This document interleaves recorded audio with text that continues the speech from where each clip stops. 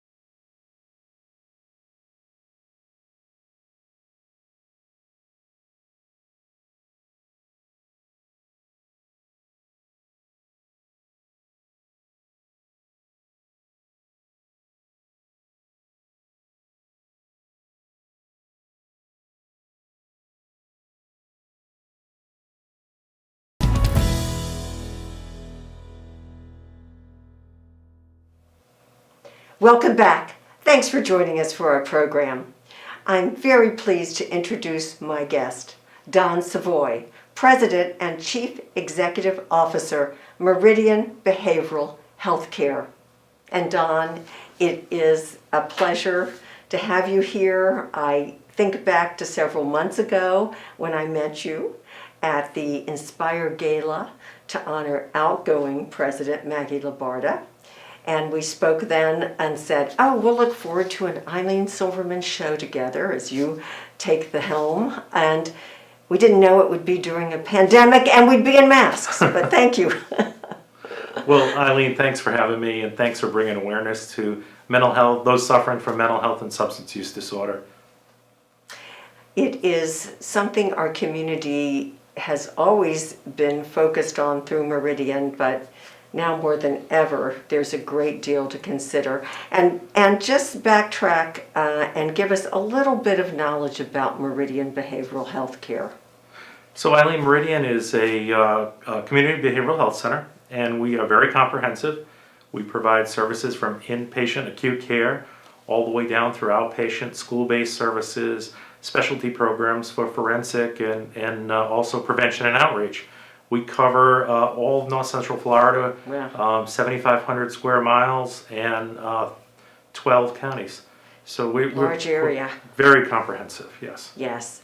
And all of that, then the pandemic, we have a global health crisis, COVID-19 sets in, now, and all that area to cover. How has that changed and affected what you're doing at Meridian? Well, it really all started March 16th, Yeah. when things started to shut down. We had a choice at that point, and that is to shut down certain services and programs, do things differently. But we chose not to do that. We consider ourselves an essential healthcare provider. Yes. And we've been planning and have been using telehealth for a long time. So, I'm really excited to say that in a 2-week period, we went from providing about 30 telehealth services a day to close to 400. That equates incredible. to about 8,000 per month.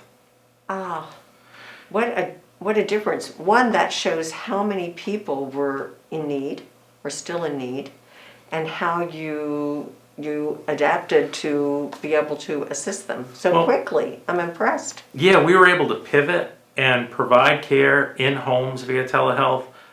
Transportation was a problem at the time, still continues to be, but within that short period of time, all of our staff were able to just really adapt and not have our services decline, which Right. affects people's lives. Oh, definitely. I mean, you offer so many services. We're going to talk about them later and in the program. But first of all, there was your vision as the new chief executive officer. But you've had to kind of change that vision to be able to address what you're doing right now. Right. But then do a little about face. What do you see coming up? Go down months from now. How do you view it? Well, I kind of look at it as we've learned a lot. There are some silver linings in what we're dealing with the Yes. pandemic. We used to schedule appointments and it would take 2 weeks to get in sometimes unless it was acute care needs. We can now provide care same day, next day because Oh, with wow. the resources we have. And it's not just 8 to 5. We work 24/7, so we're able to get people help at a time of their choosing and their need, which is super, super important. So looking forward, going back to traditional therapy, going Right. back to traditional services would really be a step back. I think that looking at the future, we have a lot of opportunity to learn from this and provide healthcare in a better, behavioral healthcare in a much better way. Right, so despite all of this, there is, as you said, the silver lining because you will adjust again to fill the community's needs and learn from this experience. Transform healthcare, yes. Yes, yes. And the need is so great in terms of people that are suffering from anxiety and stress and angst and, Meridian has always shed the light on the fact that we need to reach out and receive help when we need it. Well, And and I thank honor you. that You're from you. you're spot on. And we're also seeing a lot of folks that we wouldn't normally come through our doors. We're seeing folks that are suffering from anxiety, depression related to COVID. But behavioral health has changed. We've pivoted more towards healthcare from social services.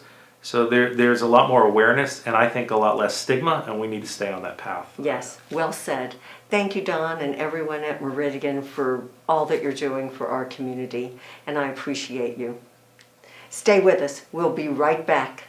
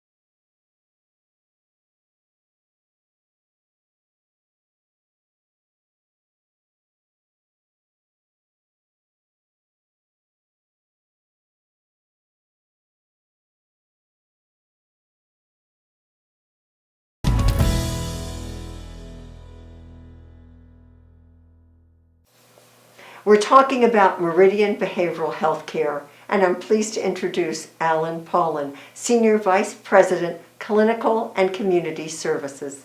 And Alan, it's wonderful to have you join us too. Nice to be here. Thank you. Thank you. We've been learning a lot from Dawn and certainly appreciate all that Meridian is providing for us during this pandemic. Before the pandemic, now during the pandemic, and looking ahead, but help us understand all the many services you do provide. Sure. Meridian Behavioral Healthcare provides a wide array of services. Our full continuum of care includes prevention services, outpatient services, and some specialty programs as well, working with child welfare to help keep families intact. Also, we work with working on diverting people with mental health issues to keep them out of the jail system and the legal system. And we also have residential programs which people in the community may associate us with, Some of the deeper end services are residential, inpatient psychiatric care, detoxification services, and substance abuse residential treatment. And even though we certainly have those to provide, the majority of our services are provided in an outpatient setting. Okay. And that can be in the community, that can be in the schools, it can be in the home, and of course in our service locations. Wow, so you really have quite a broad spectrum. We do. And a large area that you cover. We have a large geographic area in north central Florida. Right. And we cover 10, 11 counties. Right. And we have service locations in all of those counties. Okay, that's a lot to keep going. As a It matter is. of fact, I know that you have never missed a beat. You've stayed open since the start of Yes, the we have. pandemic. I would have to say, kudos to all of your staff and associates and those Well- people of heart who are well, working with you. Thank you. We're very appreciative of the support we've had in the community, and our team at Meridian has just performed spectacularly with that.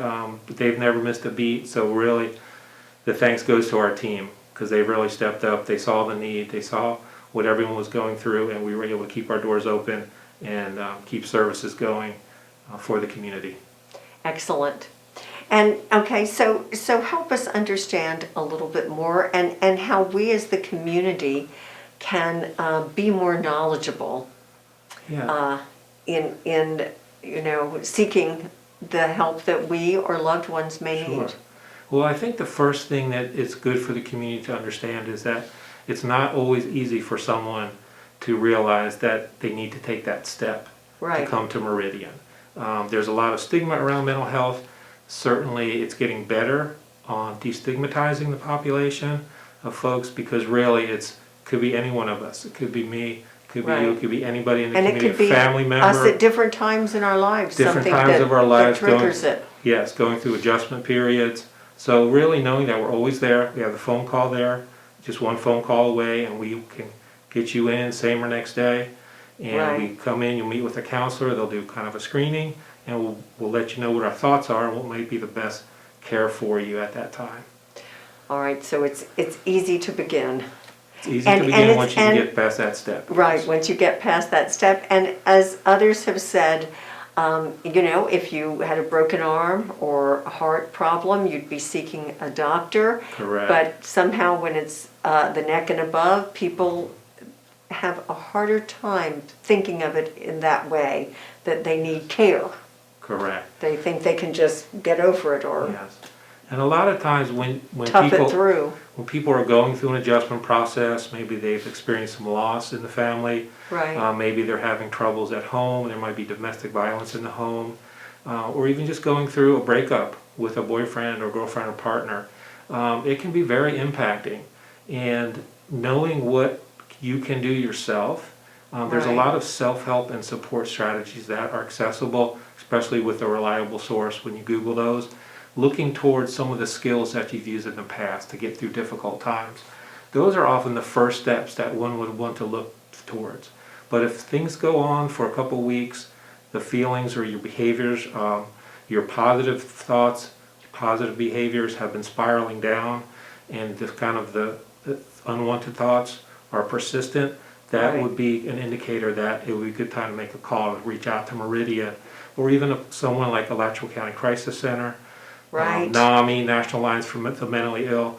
There's really some really neat programs in the community. That is in true. Alachua, we are blessed in that manner. But working, if things are not working, just like if you had a cold, Right. after a few days, 4 or You- 5 days, you still have that cold, you would want to pick up and call your primary Right, care. yes. Same thing with thoughts and behaviors, Well said. or substance use for that matter. Right, yes. Well, yes, those are things we need to consider, and thank you for explaining it so thoroughly. We're going to take another quick break. Stay with us, we'll be right back.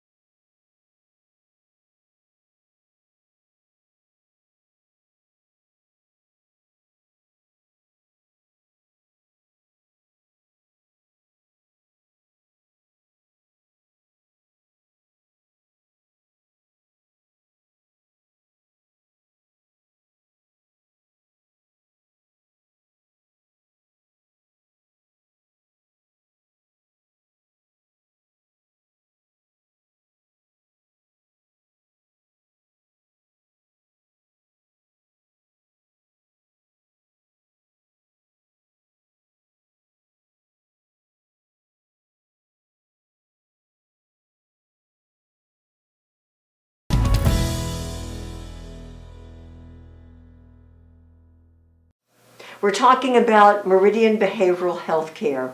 And Alan, there is so many good programs going on, but the co-responders, talk about that. You already had it Yes. ongoing with the Gainesville Police Department. Now you're adding on.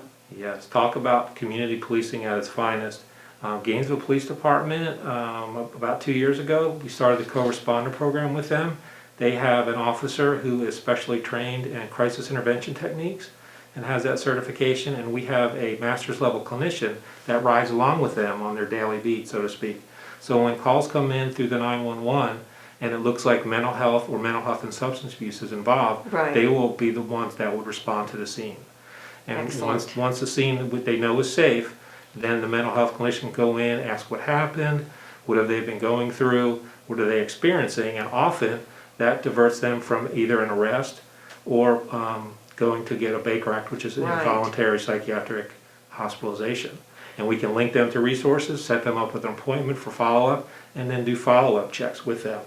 That So is that is an excellent outstanding. program. I mean, it is a game changer. It is a game changer, Yeah. and the data is so strong. It's so neat, and it prevents, even things, of course, for the care for the person, the citizen, but it also keeps, for instance, the jail population down. Exactly.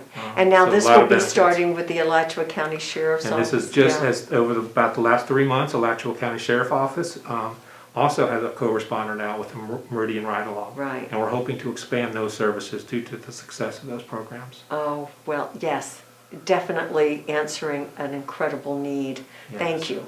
And considering the pandemic, the global Mm-hmm. health crisis we're in, the need for Meridian's help is stronger than ever. Yes, More people needing help. absolutely. How has that made changes? Well, as Meridian, even pre-COVID, we found that with the mental health crisis situation, the demand is always outstripping the supply, so to speak. Right. So with the pandemic, there's really a higher need. The data that's coming through now on a national level is showing that at least 50% of the people are dealing with mental health issues, Oh, where you're really looking pre-COVID, you're looking around 20%.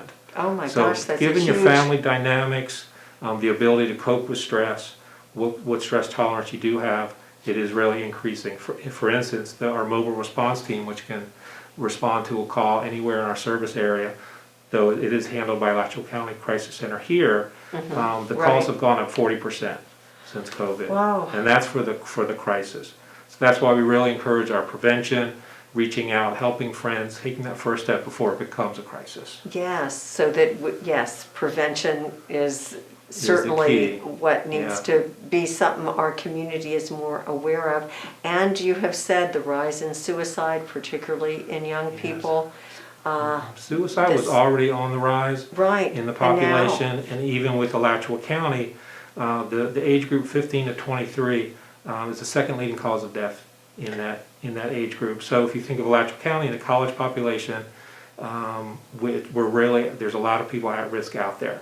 So that's what we Definitely. want to make sure that our resources are well known through our outreach, and the 211 number that's run by United Way, the resource and referral, Excellent. and of course the National Suicide Hotline. We want to make sure everybody is aware of that resource. Right, for whoever you can reach out, the community can reach out and make sure that others know about that and to be aware of signs so that you can help others in need. But thank you to Meridian and Alan, all that you are doing and the others working with you to keep our community safer during this pandemic and for years to come. Well, We thank you appreciate very much, and we thank you for having us to help us with Certainly. our outreach, and we're glad to be there for the community, and the community's there for us. Yes, definitely. And we'll be right back.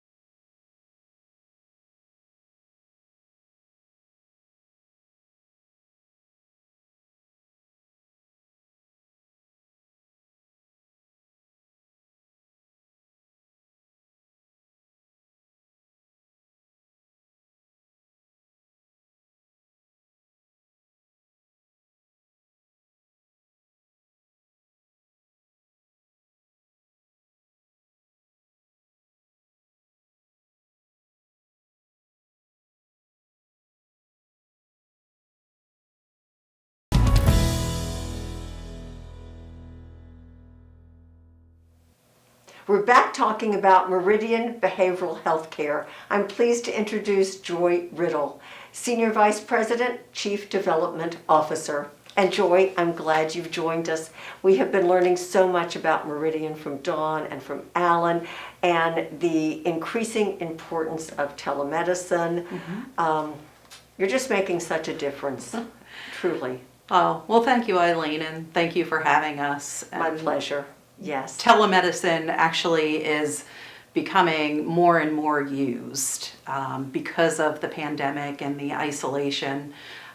So we've scaled up very quickly with telemedicine. And one of the really neat things that occurred through that is one of our board members, Denise Bennett, and her husband, Ken Bennett, they donated a pretty significant gift to purchase a lot of these tablets that we have for people who are socially distanced from care.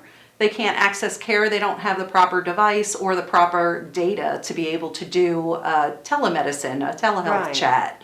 So we're really grateful these are for that. outstanding. Yeah, Yes, what a so wonderful people can thing. take them, they can, maybe they're elderly and they you have- just, And you have such a wide Yeah. area that you're serving. I mean, Yeah. this is incredible that you can reach so many people Right. now. Yeah, there are a lot of places where we provide services that there really just isn't even good Right. access to, data. Right. Yeah. Well done. And you have increased your community resources in incorporating so many opportunities free of charge to address the new global health crisis and what is brought to people, the stress they're under, the anxiety. Well, we wanted people to know that we were there and we were open and we were going to be by their side throughout the entire pandemic, no matter what. So we put together some different things that would help people, maybe that wouldn't even normally come in contact with our services. So in the very beginning, we did animated videos about how to set up a home office. And we started coffee chats for moms and female caregivers. And these are all online through social media.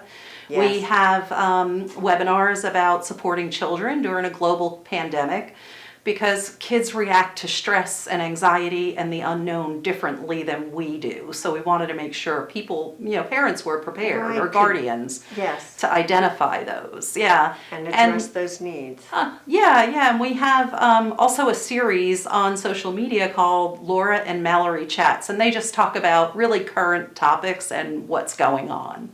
Oh, so, and I know that these are all important ways that you're assisting the community, and it's important to note that the community is defined as any of us at any time that is having these pandemic-induced difficulties, more so than maybe our community may realize that Meridian is there to help all of us. Yes. And in that respect, we need to help you. And so how can the community continue to assist? Because this is difficult times. It is. It's really difficult times. And one of the things that's occurring for us is that the need for uncompensated care for people who maybe have lost their jobs, they don't have the financial resources to seek treatment. That need has grown significantly, as well as the general need for all of us.